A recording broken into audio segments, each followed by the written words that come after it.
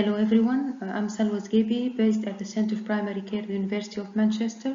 I will be presenting our study on the development and validation of type 2 diabetes severity score using primary care data in England. This study was funded by the NIHR School for Primary Care Research. This is the list of all collaborators across 6 universities, with Professor Evan Kontopandilis as the PI. Diabetes is a chronic metabolic condition affecting multiple body organs. In recent years, it has become one of the greatest public health problems across the world. The prevalence rates have exceeded all past predictions over the last 2 decades, and currently it's estimated that more than 400 million people have diabetes in the globe. In the UK, nearly 5 million people have the condition, where this includes nearly 1 million people who do not know that they have diabetes. Nearly 90% of all people that have type 2 diabetes. It's also estimated that a new type 2 diabetes diagnosis occurs every 3 minutes. But why it's important to assess type 2 diabetes severity? Actually, due to the progressive nature of type 2 diabetes, it's very important to stratify people by their disease severity for risk stratification. And this would help to identify those that are at higher risk for future adverse outcomes, and also identify people who require a greater clinical input. Currently in literature, there are some reported diabetes-related severity tools. However, their application in clinical practice is very limited, and none of them have compared the developed tool to HbA1c, which is the proxy currently used in clinical practice to indicate diabetes management and intervention. The study has just been published in BMJ Open Diabetes for more information. We use data from the Clinical Practice Research Data Link and with linkages to external datasets, including the Office for National Statistics for mortality data, hospital episode statistics for hospital admissions, and social deprivation for using the Index for Multiple Deprivation quintiles.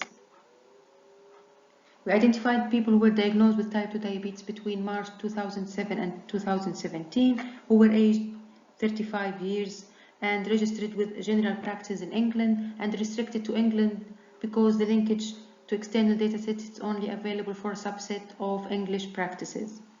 The study cohort was then randomly divided into a training and validation datasets. For each patient, we calculated baseline and longitudinal diabetes severity scores by using 34 domains or severity indicators, which are listed in details in the paper. And we used 3 methods to calculate severity scores.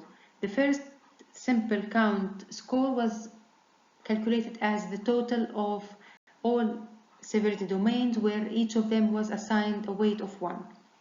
In the severity weighted score, we assigned a different weight based on the increasing severity for each domain. For instance, for a TIA, which stands for transient ischemic attack, we assigned this event a weight of 1, while if a patient had a stroke, we would assign this with a weight of 3. So just to show the hierarchy of severity of domains. In the proximity weighted score, we assigned the weights based on the proximity of the recorded severity domain to the index state, which is the diagnosis of type 2 diabetes, in order to assess whether the more recent domains are more associated with future adverse outcomes. For the first 2 methods, we examined 3 look-back windows of the patient record by either using the entire patient record as an unlimited look-back window, restricted to up to 10 years or up to 5 years. We used Cox proportional regression models to assess the association between severity scores and adverse outcomes. Our primary outcome was all-cause mortality. Secondary outcomes were any cause or cause-specific hospital admissions. Cause-specific admissions, they were related to either cardiovascular disease, diabetes, hypoglycemia, clustered cardiovascular and diabetes, or cardiovascular procedures. The models were adjusted for age, gender, IMD, ethnicity, with or without baseline HbA1c. We also organized a Health Day PPI event where we invited people with type 2 diabetes in order to have their perceptions around what they know about disease severity, whether they have discussed it with their general practitioners before, and what indicators they think that they may be related to their condition. We also asked them about their advice on the dissemination of the findings and our lay summary. In total, we included 139,626 people with type 2 diabetes.